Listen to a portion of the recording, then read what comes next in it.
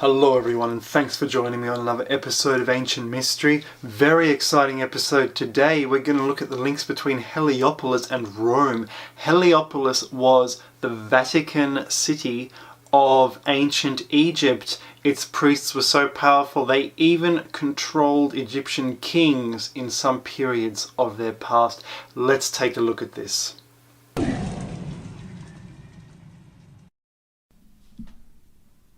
Hello everyone, me again. I just want to say thanks to everyone and, for subscribing. And I just love making these videos. I love it. Today, different stuff, always different stuff. Look, this is just amazing. And this blew me away when I discovered it. The priesthood of Heliopolis shifted to Rome. You heard that correctly. The priesthood of Heliopolis, Giza, which is close by at Cairo, shifted to Rome, and this priesthood has been basically in power since the dawn of time, since the Dark Ages, and I mean ancient pre-flood Dark Ages. I mean the Nephilim period, and before that the giants who were flying around in spaceships. And I mean that seriously. There are only two Heliopolises. The one is close to Giza. And of course, close to Giza, we know that there seems to be a Nephilim from pre-Egypt was buried behind the Sphinx, which is bizarre. And we have this Ava Heliopolis, which is now called Baalbek, another ancient name for it. And they seem to have had this ancient type of concrete or superior cutting technique. I personally think this is concrete because it's much easier to make it than to cut it and drag it.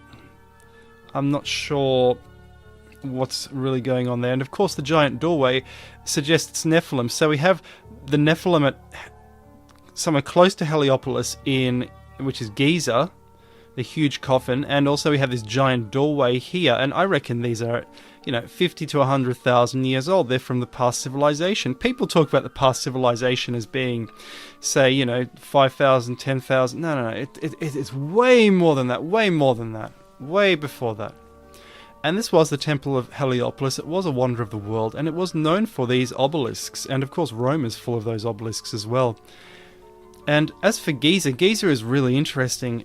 The archaeologists are never going to get it. They look at what's on the ground when it comes to Giza. They don't look at mythology. And this is a religious site. Before that, I'm not sure what it was, but it is a religious site in Egyptian times and even pre-Egyptian times, because there's a triplicity of three pyramids. There's actually 3 times 3 pyramids. 3 here, and there's 3 next to the Great Pyramid. And so this is representative of 3 wise men, or Hermes Trismegistus, or the Stone Age Trinity. And I'm argued in my books that these are burials for gods. And of course, if there was a male trinity, there was a female trinity who was a consort. Hence we have the Queen's Pyramids, or we have a male chamber, a female chamber, so the gods can be together. And there we have it again. And people, everything we know is wrong. People say Akhenaten was the first of the monotheists. No, this guy Khufu, and he didn't like the Egyptian gods. He just had one god, and we don't know who that was. And this is the temple of Isis at Giza.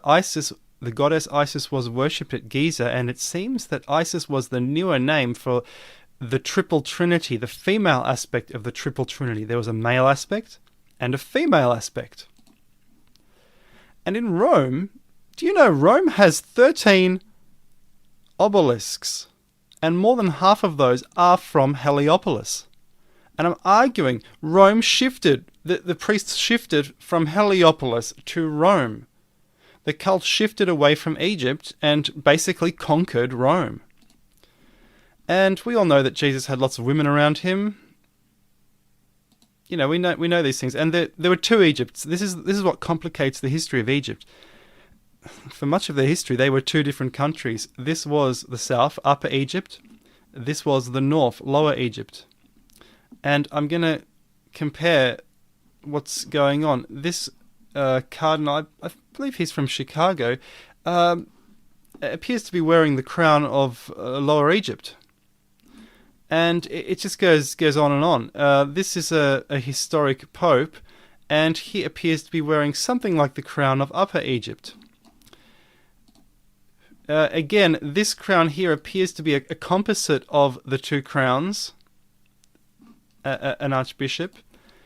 Again, this is again a composite. It's sort of red on the inside like this one, and it's sort of folded like that one, but it's also got the point and peak of the Upper Egypt crown. And of course, these are not modern crowns. These are modern people, but these are not modern crowns. It's the tradition that's carried on down the centuries.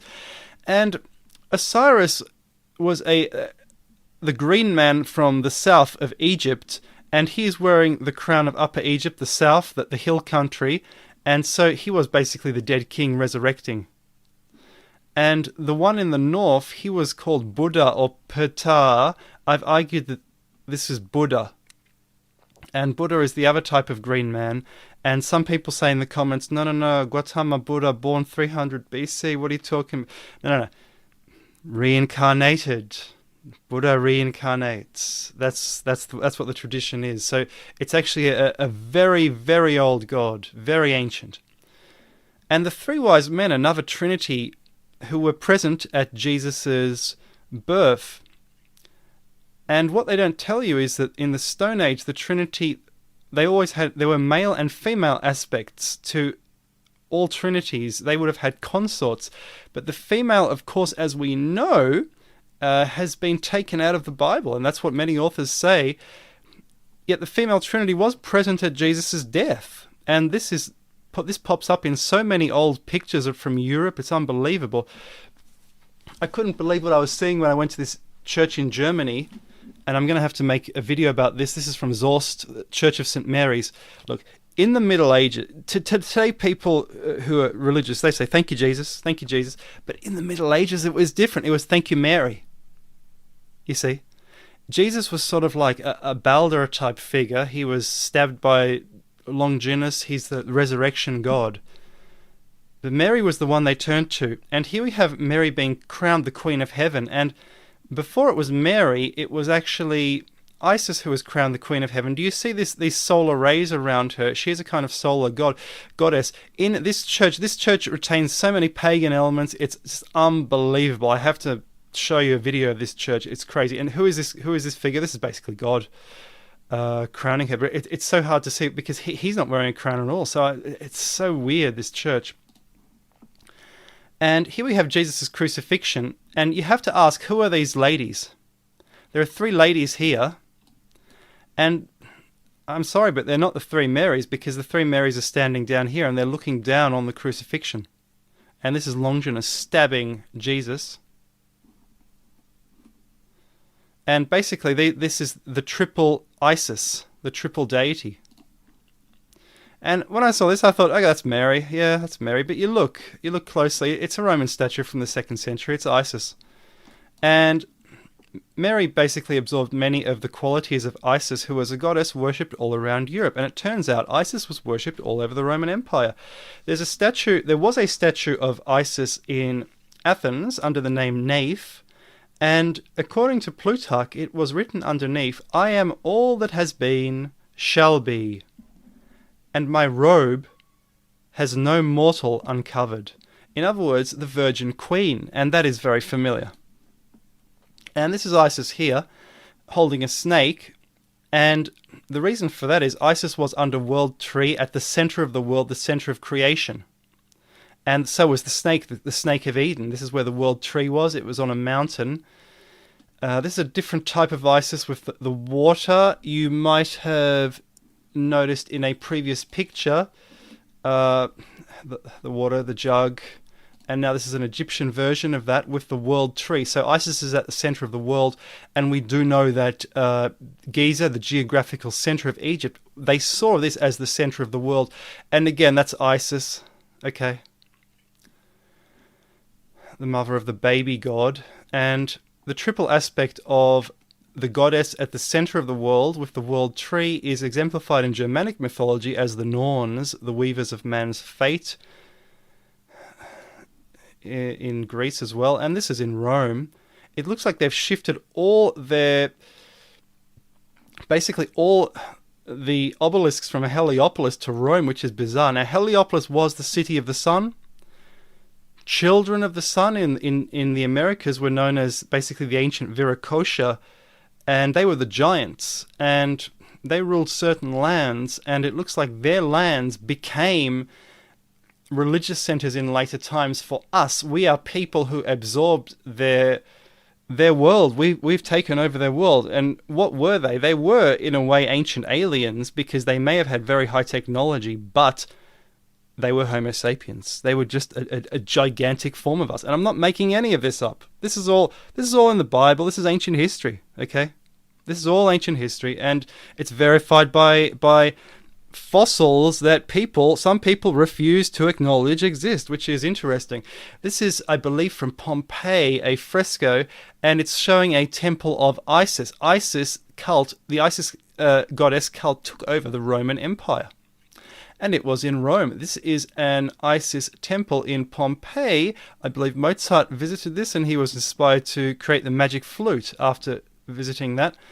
This is a temple of Isis at Philae. I believe it's been slightly ruined since these old photographs were taken. And it's just beautiful. It's just beautiful. This was a cult which was all over the empire. And early Christianity is very mysterious, because the early Christians were doomsdayers. They were saying the world was about to end, and the Romans hated them. On the other hand, the Romans loved this cult of the goddess. And this is from Heliopolis. They brought the sun cult. This is the sun. You know what obelisks are? According to Pliny, they are a solar ray descending to Earth. And so what this really is, the sun cult has been absorbed. It's a monotheism, so hence it fits perfectly into early Christianity. And the Isis cult blended with what Jesus was saying. Now, I've covered a lot of this in my book, so if you're interested, check it out. It's all about saying that Giza is a triple goddess, which is a Stone Age triple goddess. Also, there was a triple god there. That's what the king's tomb is, the queen's tomb inside the Giza pyramid, but they're not for the king and queen. They're for a king and queen, goddess and god. Guys, thanks so much for watching, and I hope you enjoyed that. Cheers. It's really interesting when you look at all the different connections and you see how everything fits together. I hope you enjoyed that, and I'll see you next time. There's a lot more coming up. There's so much coming up. There's so much stuff.